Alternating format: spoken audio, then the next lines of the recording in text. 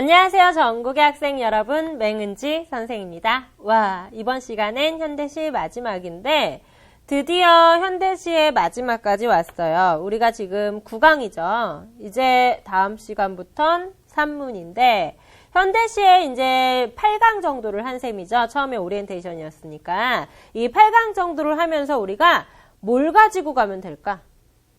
우선 현대시의 원리를 가져가야 되죠. 그래서 이번 시간에는 현대시의 원리를 다시 한번 생각해보고 그걸 실제 시에 어떻게 적용하는지 연습을 해볼 거예요. 선생님이 요즘에 이제 새로 학생들을 많이 만나고 있어요. 이제 뭐 거의 새로운 학생들을 만나고 있는데 지금이 1월이니까 그렇죠?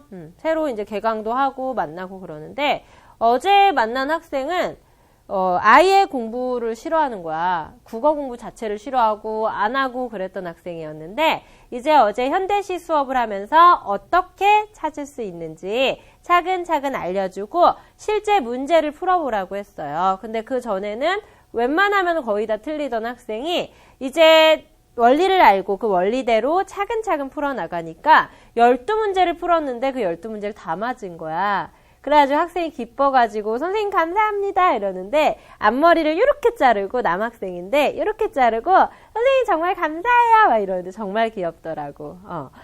우리 여러분들도 마찬가지죠. 이제 이 수업을 듣고 이 수업을 적용을 해서 문제를 푸는 거잖아. 그쵸? 그러면 우리가 다 맞을 수 있는 거죠. 어떻게 하면? 원리를 잘 적용하면. 선생님이 얘기했어요. 시에서 나오는 건 5가지밖에 없다고. 그 5가지를 외우라고 했었는데 옆으로 와서 봅시다.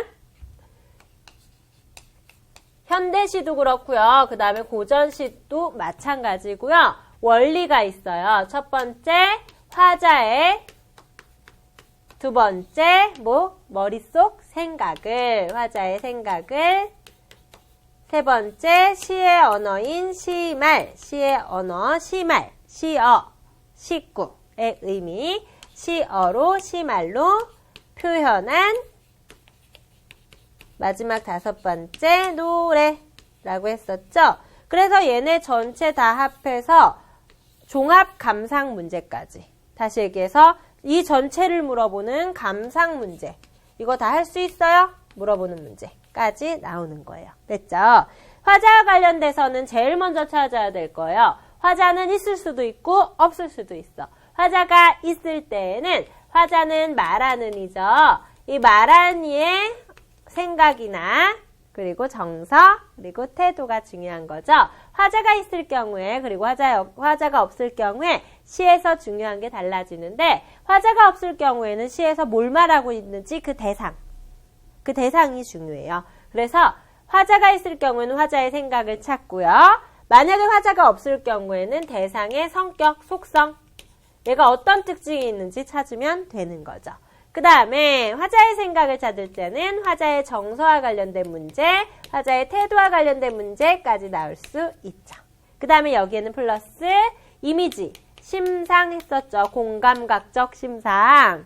그래서 심상, 이미지까지 보면 되고요. 시말은 시어의 함축적인 의미 혹은 시구의 함축적인 의미로 옳지 않은 것은 이렇게 나올 거예요. 그 다음에 표현은 표현 방법 문제가 잘 나오죠. 이 시에는 의인법이 쓰였다. 이 시에는 모순된 표현이 쓰였다. 이런 식으로 물어보겠죠. 그 다음에 노래는 운율이라고 했어요. 리듬감, 운율 형성 요소에 대해서 나올 건데 특히나 운율은 반복이 대표적이고요. 이 반복으로는 2가지 효과를 줄 수 있어요. 첫 번째, 강조의 효과. 두 번째, 리듬감, 운율 형성. 이 2가지 효과가 있죠. 됐죠? 이렇게 해서 현대시의 원리를 적용을 했는데 적어도 우리가 이제 현대시가 뭐야? 라고 하면은 화자의 생각을 시말로 표현한 노래요. 라고 대답을 할 수 있어야 돼요. 알았죠? 그 다음에 이 화자의 생각을 찾는 연습은 이번 시간에 할 텐데 김수영 시인이라고 했었죠. 김수영 시인의 대표작 2가지를 할 거예요. 우선 김수영 시인은 첫 번째 여기에 눈이라는 시가 있어요. 57쪽이죠. 57쪽에 눈이라는 시가 있고요. 그 다음에 두 번째 넘기면은 59쪽에 폭포라는 시가 있죠. 폭포. 폭포. 이거 발음 되게 어렵지 않아요? 폭포. 그쵸? 눈이라는 시랑 폭포라는 시가 있는데, 김수영 시인은 1960년대 시인이에요. 그러면 일제강점기도 아니고 전쟁도 아니죠. 일제강점기는 1945년 광복 전까지고, 전쟁은 딱 45년에서 5년 뒤. 몇 년? 50년 6월 25일. 그게 전쟁이에요. 그럼 1960년은 아무것도 없었을까? 일제강점기도 끝나고 전쟁도 끝났어. 그럼 우리나라 어떨까요? 완전 행복할까? 지금 행복합니까, 우리나라? 힘든 거 많죠, 우리나라에.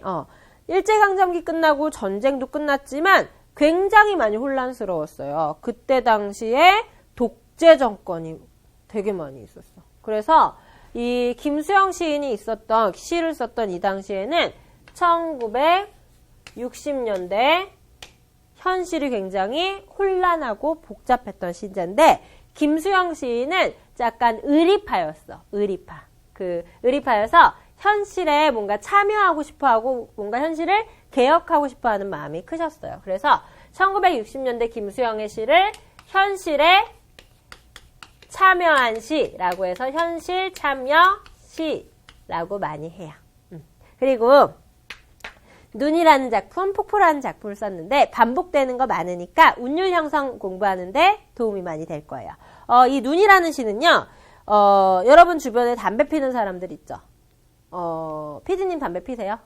안 피시죠? 그리고 요즘에 담배값이 비싸져서 끊는 사람들도 많더라고요. 여러분이 혹시 핍니까? 담배를 피는 주변 사람들, 그리고 여러분이 핀다면은 어느 정도 담배를 필 때 어떻게 되는지 좀 알죠? 담배를 피면은 냄새가 많이 나죠. 손에서도 냄새 나고 머리카락에서도 냄새 나고. 그래서 선생님은 옛날에 담배 피는 학생들 구별할 때 너 와봐 해가지고 손 가져와봐 해서 손 냄새 맡고 그랬거든. 근데 어느 날부터 그 학생이 손에서 담배 냄새가 안 나는 거야. 그래서 너 웬일이야, 끊었어? 했는데 알고 봤더니 뭐 젓가락 같은 걸로 이렇게 피고 있었던 거야. 그래서 그때부터는 머리 냄새, 더럽긴 한데 머리 냄새를 맡았어. 너 일로 와봐 해가지고. 그때 그 학생 이름이 태양이었는데, 너 일로 와봐 해서 머리 냄새 맡고 너 담배 좀 그만 끊어 막 이랬었는데, 어쨌든 담배 피는 사람들은 우선 냄새도 많이 나죠. 힘들죠. 그다음 건강에도 안 좋죠. 그리고 목에 가래가 많이 낀대. 더러워.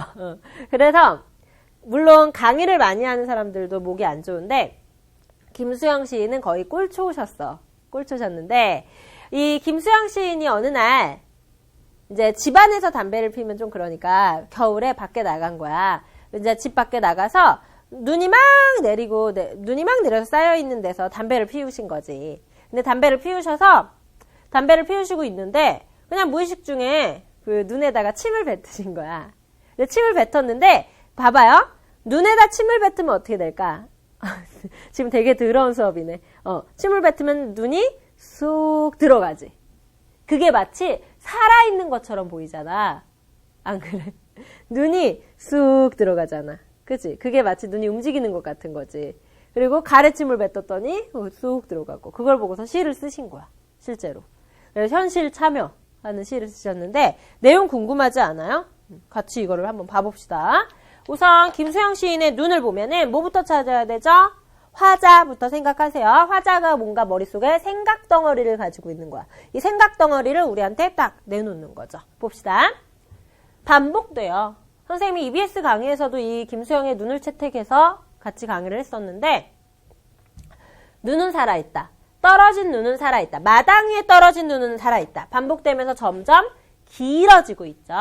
이렇게 점점 반복되면서 길어지는 걸 점층법이라고 해요. 그래서 반복되고 있죠? 길어지고 있죠? 눈은 살아있대요.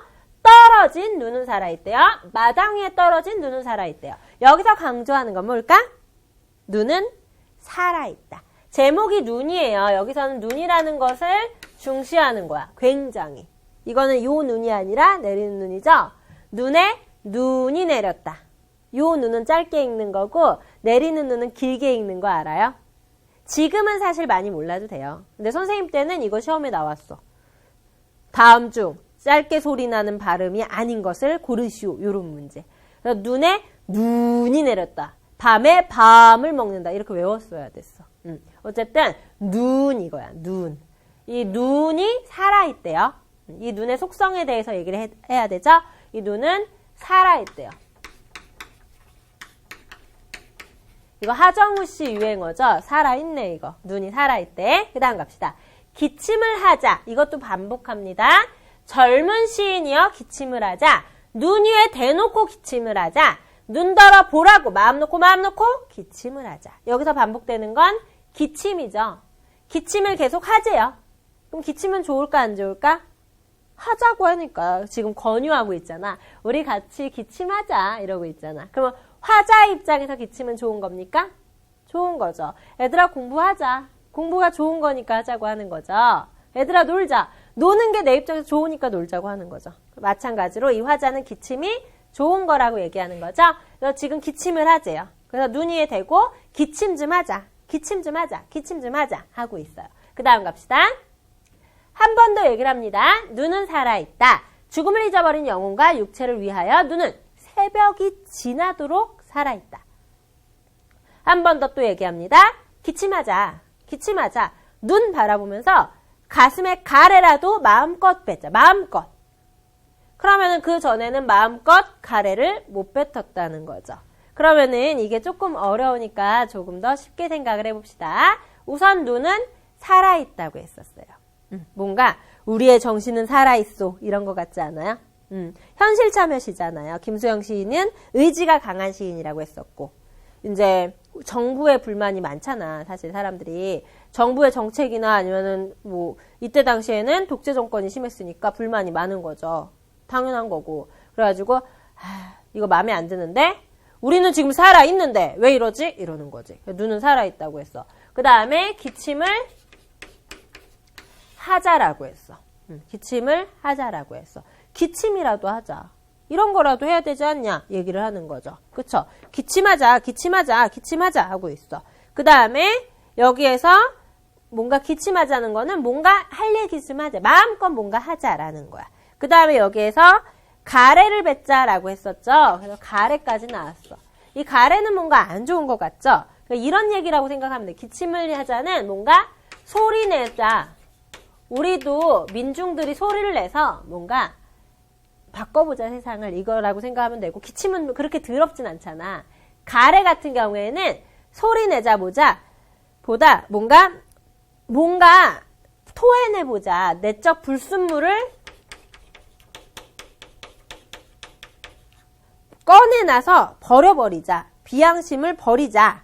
이런 불순물을 버리자. 이런 의미라고 생각하면 돼요. 가래는 정말 안 좋은 의미지. 그래서 눈, 기침, 가래 이런 얘기를 하고 있으면서 결국은 부정적 현실을 어떻게 극복을 해보자 이런 얘기죠. 됐죠? 이렇게 해서 지금 눈이라는 시를 봤죠? 한번 옆으로 와서 다시 한번 봅시다. 여기서 처음 연에서는 눈이 지닌 생명력에 대해서 얘기를 하고 있어요. 살아있네 라고 했어. 그 다음에 두 번째 연에서는 기침을 하자. 마음껏 좀 기침 좀 하자라고 했어요. 뭔가 소리를 내자라는 뜻이라고 했고요. 이걸 순수한 삶이라고 본다면 기침을 순수한 삶이라고 본다면 순수한 삶을 회복하자의 의미일 수도 있어요. 그 다음에 세 번째는 한 번 더 눈이 살아있다고 말을 했고요. 그 다음에 마지막 사연에서는 기침하자. 가래라도 뱉자. 우리 좀 순수해지자. 뭔가 표현해내보자 라고 생각할 수 있어요. 다시 얘기해서 이거야. 만약에 우리가 미팅을 했어. 미팅을 할 때 뭐 상대방의 남자가 있잖아. 그럼 상대방 남자가 있을 때 그 남자 앞에서 침 뱉을 수 있어요? 아우 난리 나지? 가래침 뱉을 수 있어요? 큰일이죠. 이거는 웬만해서는 할 수 없는 거죠. 그러면 예를 들어서 상대방 남자랑 나랑 친해졌어. 엄청 친해졌어. 그 앞에서 내가 정말 좀 그렇게 하지만 기침을 마음껏 하고 가래침을 마음껏 뱉을 정도로 친해진 상태라고 생각해보자. 어떻게 해야 그렇게 될까? 정말 비양심적일 때 그렇게 되지 않아요? 그 누구도 내 앞에서 가래침까지 뱉지는 않죠. 선생님이 한 번 그런 일을 겪은 적이 있는데 되게 옛날이네. 고등학생 때야. 고등학생 때 선생님네 학교가 수원에서 제일 찌질하기로 유명한 학교였어. 왜냐면 정말 교복도 안 좋았고 애들이 공부만 하고 막 그래서 막 뚱뚱하고 못생기고 이런 친구들이 많긴 했어. 내가 봐도 내가 스스로 느끼기에 나는 굉장히 구렸어. 그랬는데 다른 학교 남학생들이 선생님을 보고 정말 선생님은 선생님네 학교 교복만 입었을 뿐인데 재수없어 하고 침 뱉고 가는 거야. 그래가지고 그때 한번 경험을 해봤는데 기분이 더럽죠. 그러면 그쵸? 그러면 생각을 해봐요.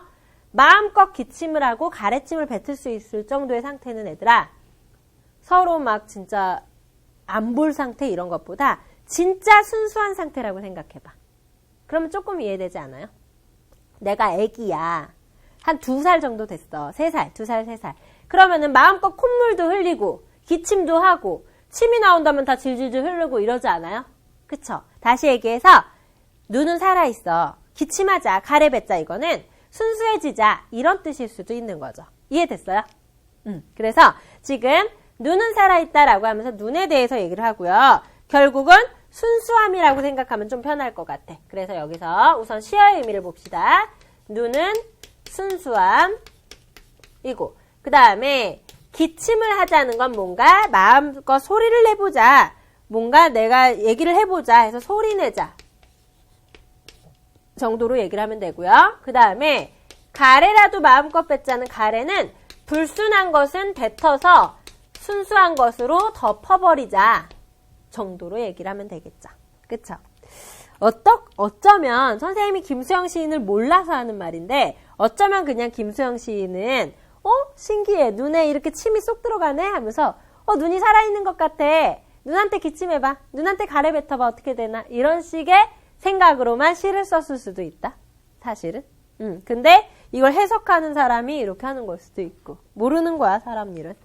어쨌든 이렇게 해석하면 좀 편할 것 같아. 여러분 눈이라는 시는 굉장히 어려워요. 그래서 선생님이 이렇게 따로 김수영 시인 특집으로 지금 강의를 하는 거고 눈이라는 시를 볼 때는 순수한 것에 이렇게 마음껏 기침을 하고 불순한 것도 막 뱉어버리고 이제 우리도 순수해지자의 의미 정도로 생각하는 게 가장 편해.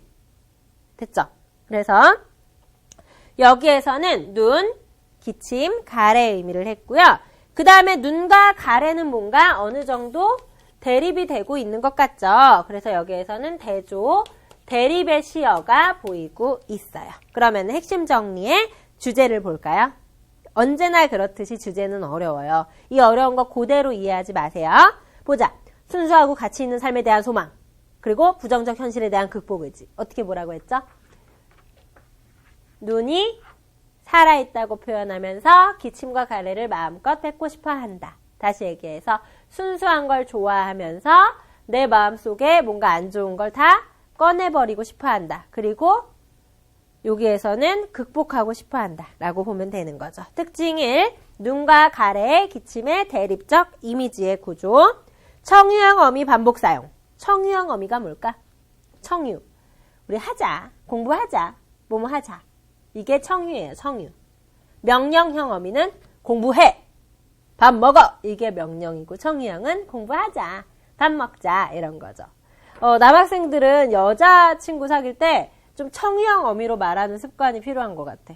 막 여자친구한테 물론 명령형도 멋있기는 해. 나와라 집 앞이다 이러는 거. 근데 웬만하면 청유형으로 하는 게 좀 자상해 보이긴 해요.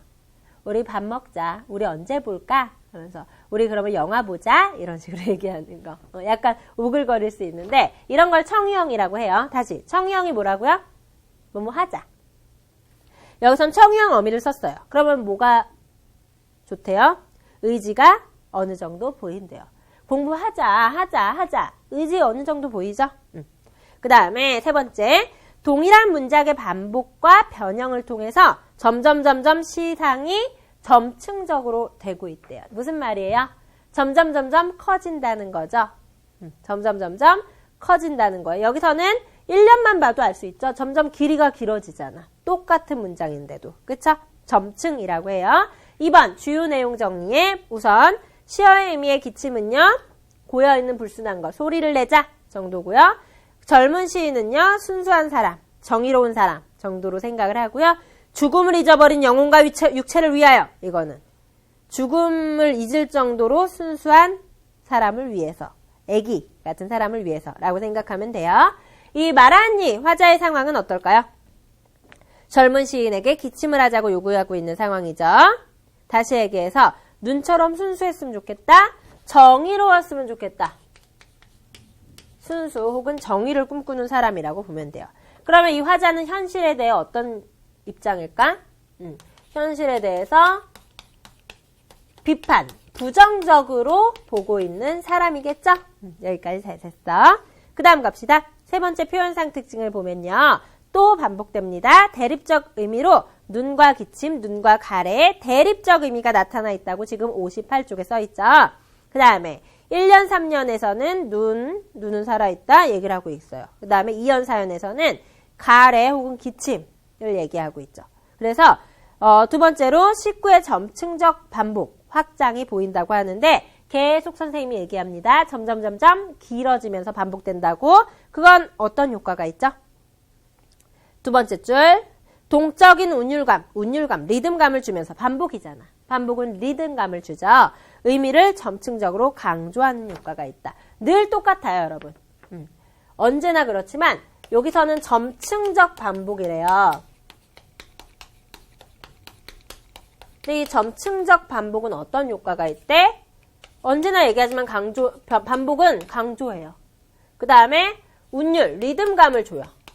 반복은 언제나 그래. 아까 볼까요?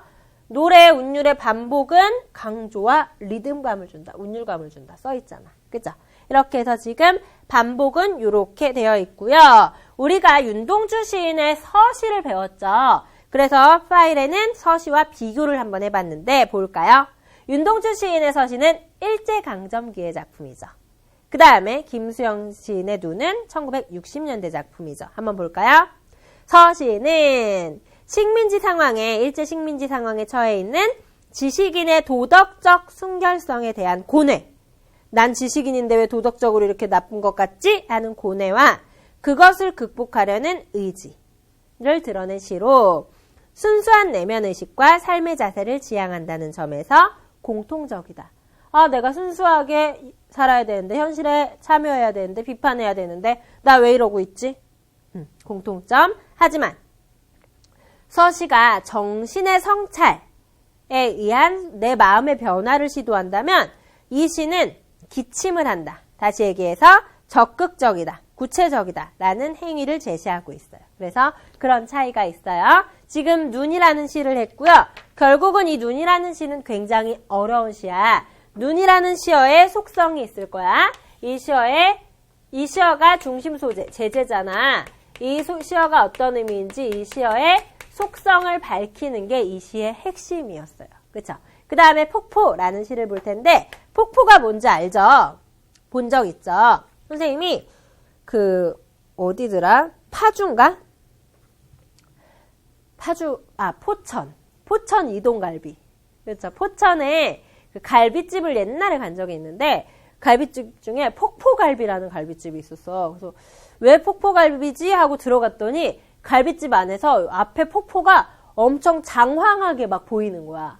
정말 저게 인공폭포 같은데 왜 저렇게 크지? 이럴 정도로 진짜 폭포가 엄청 장황해서 멋있는 거야. 선생님들이랑 다 같이 와 이거 진짜 멋있다 막 이랬었는데 그 폭포잖아. 그럼 폭포는 위에서 아래로 계속 흐르죠. 그죠? 근데 물어보니까 폭포가 비 많이 안 오고 이러면 안 흐른대. 그런 폭포도 있대. 그거는 뭐 어쨌든 비가 와야지 위에서 아래로 흐른다는 의미겠죠. 위에 물이 있어야지. 그럼 폭포는 위에서 아래로 흐르기만 하는 거죠, 거의. 그쵸? 그런 게 폭포야. 그러면 이런 폭포가 어떤 속성이 있는지 선생님이랑 차근차근 살펴봅시다. 폭포는 고든 절벽을 무서운 기색도 없이 떨어진대요. 다시 어떤 절벽? 고든 절벽. 어떤 거 없이 무서워하지도 않고 떨어진대요. 여기서는 뭐에 대해 얘기하고 있어요? 폭포에 대해 얘기하고 있죠. 그 다음에 규정할 수 없는 물결이. 폭포의 물결 딱 규정 지을 수 있어요? 여기서부터 여기까지만 떨어져. 할 수 있을까? 비가 많이 내리면 더 넓어질 거고 많이 떨어질 거고 비가 조금 내리면 좁게 떨어질 거고 그게 폭포예요. 규정할 수 없어요. 그 다음에 무엇을 향하여 떨어진다는 의미도 없이 폭포가 난 저기가 목표야 이러고 떨어지는 것도 아니라는 거야. 계절과 주야를 가리지 않고 계절은 봄, 여름, 가을, 겨울 안 가려요. 주야, 낮과 밤 가리지 않죠. 고매한 정신처럼 고고한 정신, 꼿꼿한 정신처럼 쉴 새 없이 떨어진다. 또 떨어진다고 했죠. 떨어진다. 그리고 그 밑에도 떨어진다. 반복되고 있어요. 다시 얘기해서 폭포가 떨어지는 거 강조하는 얘기야. 그쵸? 그 다음 갑시다. 금잔화도 인가도 보이지 않는 밤이 되면 금잔화 안 보이고 사람, 인가, 사람 사는 곳 또 안 보이는 밤이 되면 폭포는 고든 소리를 내며 떨어진대요. 다시 옆으로 봅시다. 여기까지 보면요. 폭포에 대한 얘기를 하고 있죠. 다시 얘기해서 아직까지 화자가 보이지 않아요. 그러면 우리 여기에서 어떻게 봐야 되죠? 이 시를? 폭포라는 중심 소재에 대해서 어떤 성격이 있는지 그 속성을 정리해야 돼요. 그래서 폭포의 속성을 한번 정리를 해봅시다. 우선 1년에서는 어떻게 떨어진대요? 고든 절벽을 떨어진대요. 근데 무서운 기색도 없이 무서워하지 않고 떨어진대요.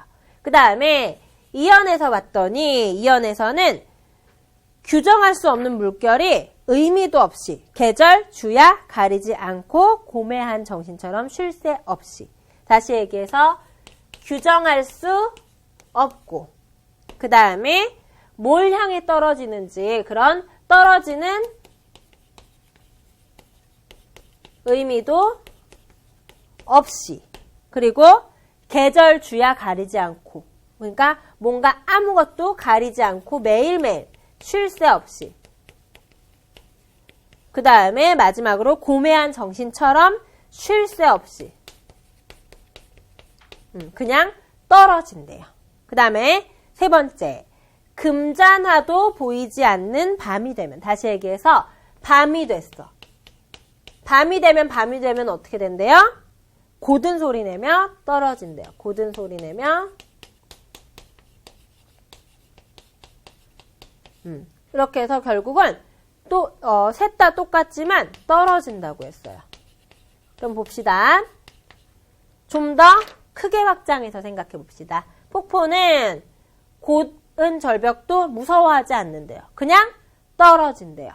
그 다음에 규정도 없고 의미도 없고 가리지도 않고 쉴지도 않고 그냥 떨어진대요. 그리고 밤이 되면 고든 소리 내며 떨어진대요. 그럼 여기서 밤은 뭔가 어두운 곳, 그 다음에 현실로 치면 어두운 현실, 좀 부정적인 것 같아. 그러니까 어두워도 떨어지고 언제나 떨어지고 쉬지 않고 떨어지고 그냥 떨어지기만 한다는 거야. 그럼 폭포가 떨어진다는 건 여기서 봤을 때 좋은 의미 같아요? 안 좋은 의미 같아요? 김수영 시인이 썼어. 그 다음에 폭포가 떨어진다고 했어. 근데 때를 가리지 않고 언제나 떨어지고 힘들어도 떨어진대. 거기다 고든 소리를 내며 떨어진대. 꼿꼿이 떨어진대. 그럼 여기서 떨어진다는 건 일반적으로 떨어진다 하면 부정적인 것 같잖아. 성적이 떨어진다. 그쵸? 근데 부정적인 의미는 아닌 것 같아. 그쵸? 폭포는 떨어질 거야. 왜냐면 폭포에게는 떨어지는 게 폭포의 길이잖아요. 그쵸? 폭포가 만약에 위로 솟아봐. 그건 폭포가 아니잖아. 그쵸? 폭포가 떨어진다는 건 어떤 순간에도 할 일을 다 하는 거죠. 거기에 쉬지도 않고 늘 꼿꼿하게. 됐죠? 여기까지 해서 지금 폭포가 어떤 성격인지 정리를 했고요. 계속 봅시다. 좀 어려워, 시가. 고든 소리는 뭐래요? 소리래요. 다시. 고든 소리가 소리라는 건 뭘까? 고든 소리. 곧게 소리를 내야 소리라는 거야. 그러니까 내가 가끔 그런 말 하잖아. 이게 말이야 방구야 이러잖아. 다음 말을 해야 그게 말이잖아. 마찬가지로 고든 소리. 똑바른 소리를 해야 그게 소리라는 거죠. 그 다음에 똑바른 소리. 고든 소리는 어떻게 한대요? 고든 소리를 부른다. 다시 얘기해서 내가 똑바른 말을 해야지 다른 사람도 똑바른 말을 한다 이거죠. 여러분 그거 알죠? 애기들은 진짜 어른들이 하는 말 다 따라하고 순수하게 어른들이 하는 거 그냥 그대로 하는 거. 만약에 아빠가 핸드폰 게임 맨날 한다. 그럼 애기들도 핸드폰 막 이런데. 그 다음에 아빠가 욕을 한다. 애기도 하지. 할머니가 뭐 가끔씩 친밀한 욕을 하시잖아. 그러면 그런 것도 다 따라하고. 할머니 말투 따라하고. 어떤 애기는 엄마한테 애미야 이런데. 그냥 그게 정말 페르나 이게 아니라 그 애기 모르니까. 그냥 할머니가 애미야 이러니까 애미야 맨날 이런데. 이런 식으로 다 따라하는 거잖아. 그러면 그렇게 생각하면 돼. 선생님은 어쨌든 누군가를 가르치는 입장이죠, 나는. 그리고 앞으로도 어느 정도는 그러겠죠. 그러면 내가 만약에 인성이 똑바르지 않고 막 되게 안 좋다고 생각해봐. 예를 들어서 내가 일처다부제 이런 걸 막 주장하는 사람이고 일본을 찬양하는 사람이라고 생각해봐. 그러면은 선생님을 어느 정도 좋아하는 학생들이라면은 무의식 중에 그렇게 일본이 나쁜 거 아닌가? 그 다음에 일처다부제가 그렇게 나쁜 거 아닌가? 그렇게 생각할 수도 있죠. 그러면은 그게 영향이 되면서 점점 퍼져나갈 수 있죠. 근데 선생님이 만약에 똑바르게 살고 고든 정신을 가지고 산다고 생각해봐. 그건 말투에도 드러나거든요. 사람의 생각은 말에 드러나 결국. 그래서 생각을 똑바르게 해야 되는 건데 평소에 내가 생각을 똑바르게 하려고 노력하고 말도 예의 바르게 하려고 노력을 해봐. 그거는 그대로 선생님한테 배우는 학생들도 가지고 가겠죠. 내가 희망차 있어봐. 앞으로 우리는 할 수 있어. 우리에겐 꿈이 있어. 막 이렇게 해봐. 그럼 너희들도 여러분들도 마찬가지로 되겠죠. 근데 내가 계속 좌절해. 인생 살아봤자 별거 없고 지금 공부해봤자 나중에 뭐 크게 뭐 달라지는 것도 없어. 막 이래봐. 여러분들도 그렇구나. 뭐 저 사람이 저렇게 얘기하는 거면은 뭐 그렇겠구나. 이럴 수도 있잖아. 그치? 그럼 봅시다. 여기서 중요한 거. 고든 소리를 부른다는 것은 내가 똑바르게 살아야 그 뒤에 사람들도 같이 똑바르게 살 수 있다는 거죠. 됐죠? 그 다음 갑시다. 번개와 같이 떨어지는 물방울은 번개처럼 떨어진다. 빨리빨리. 탁탁탁탁. 취할 순간조차 마음에 주지 않고 그러니까 뭔가 즐길 순간도 주지 않는다. 물방울이 떨어져 예뻐 이런 것도 마음에 주지 않고 나타와 안정을 뒤집어 놓은 도시. 나타 어려우면은 지워봅시다. 안정을 뒤집어 놓는다. 안정된 삶을 뒤집어 놓은 듯이 나타는 나태하다란 뜻이에요. 높이도 폭도 없이 떨어진다. 여기까지 다시 봅시다. 폭포는요. 이런 속성이 있어요. 어쨌든 떨어지는 거죠. 그 다음에 폭포는 고든 소리고 이 고든 소리는 뒤에 사람들도 고든 소리를 낼 수 있게 해주는 소리래요. 그 다음 마지막 5번째 한 번 더 얘기합니다. 번개처럼 떨어지면서 안정 그리고 나태는 없는 거야. 그리고 높이도 폭도 없는 거야. 규정 짓지 않았다는 말이랑 똑같죠. 높이 폭 없다는 거는 규정 없이 그냥 떨어지기만 하는 거야. 그럼 여기서 폭포가 떨어진다는 것의 의미가 중요해지겠죠. 폭포의 속성 이렇게 얘기를 하면서 떨어진다 반복하고 있는데 폭포가 떨어진다. 어떤 순간에도 떨어진다. 밤이 돼도 떨어진다. 이거는 결국은 폭포가 그만큼 의지가 강하다는 거고 굴복하지 않는다는 거예요. 여기까지 됐죠? 그래서 폭포에 빗대서 자신의 삶의 자세를 표현하고 싶었던 것 같아. 김수영 시인은. 눈이라는 시도 마찬가지고 폭포도 마찬가지고. 핵심 정리 한번 봅시다. 59쪽. 자유시, 서정시, 주지시. 주지시라는 게 뭔가 생각을 노래하고 지적인 얘기를 한다 정도로 생각하면 돼. 그 다음에 정서를 노래하고 이러면 주정시라고 해. 주된 정서, 주된 게 정서다. 그 다음에 성격은 상징적, 현실 참여적, 관념적. 어조는 격정적 어조, 의지적 어조. 똑같아요. 제재는 폭포고요. 주제는 부조리한 현실에 타협하지 않는 의지적 삶의 태도. 다시 얘기해서 어느 상황에서든 내 갈 길만 가는 의지. 이렇게 생각하면 돼요. 알았죠? 여기에 나온 주제 그대로 안 외워도 돼요. 내가 생각하는 대로 다시 써도 돼. 어떤 상황에서도 갈 길을 가는 의지라고 써도 돼요. 외우기만 하면 돼. 그럼 특징 봅시다. 시인의 지적인 인식. 어떤 상황에서도 갈 길을 가야지 다른 사람들도 따라오겠구나. 이런 지적인 인식과 정신을 자연물 폭포에 효과적으로 투영을 했죠. 반영을 했죠. 그 다음에 동일한 문장의 확장 반복을 통해서 마찬가지로 눈과 마찬가지로 점층적으로 시상을 전개했죠. 그 다음에 3번째 감각적 비유적인 표현을 통해서 이미지를 선명하게 드러냈죠. 그 다음에 여기 시어의 의미가 굉장히 많죠. 그럼 한번 봅시다. 우선 금잔화나 인가가 보이지 않는 밤이 되면 이라고 했어요. 그러면 금잔화나 인가가 안 보인다는 것은 뭔가 좋은 거가 안 보인다는 거죠. 그래서 얘는 좋은 거고 밤은 안 좋은 거, 부정적인 거야. 그래서 여기서 좋은 것은 희망 정도로 얘기를 했네요. 그 다음에 여기서의 밤은요, 안 좋은 현실, 부정적인 현실로 얘기를 했네요. 우선 여러분들이 해야 될 건 이것까지는 안 해도 되고요. 좋은 거다, 안 좋은 거다 정도의 구분이에요. 알았죠? 그 다음에 고든 소리는 좋을까 안 좋을까? 고든 소리를 내며 떨어진다라고 했으니까 어쨌든 좋은 거 같죠? 의지적인 거. 여기에서는요. 부정적 현실에 대한 비판, 저항, 정의로운 양심. 그래서 저항이나 양심 비판 정도로 해석을 했어요. 그 다음에 나타와 안정은 나태, 안정. 이거는 좋은 거, 안 좋은 거, 이걸 뒤집어 놓은 듯이 다시 얘기해서 나태하고 안정된 건 안 좋은 거야. 다시 얘기해서 현실이 안 좋은데도 그냥 타협하고 대강 사는 사람들. 이런 사람들을 소시민이라고 했어. 이런 소시민 이러면서. 그 다음 마지막으로 높이도 폭도 없지라고 했잖아. 이거는요. 높이도 없고 폭도 없다라는 것은 정해진 게 없다라는 뜻이거든요.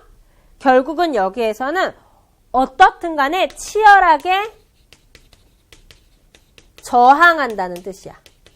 치열하게 저항하는 의지가 보이는 거예요. 그 다음에 여기서 말하는 이는 어떤 상황이죠? 부정적인 상황이죠. 그 상황에서도 일깨우고 싶어 하죠. 그리고 내가 고든 소리를 내야지 다른 사람들도 고든 소리를 내겠지? 이런 선구자의 역할도 좀 하죠. 그래서 현실에 대응하는 바람직한 삶은 이런 삶이라는 거야. 그 다음 표현상 특징 봅시다.